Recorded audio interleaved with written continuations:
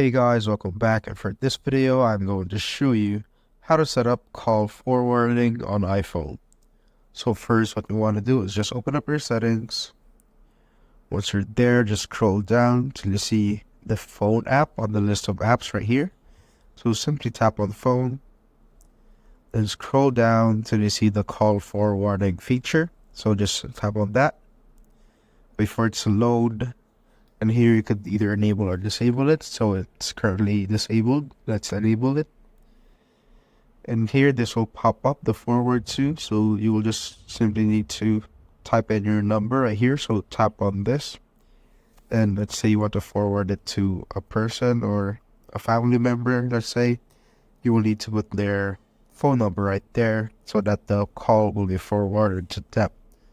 Once you're done, just tap on back and you're good to go. That's basically it, guys. If you have found this video helpful, simply leave a like below or subscribe because it helps reach more people. See you on the next one.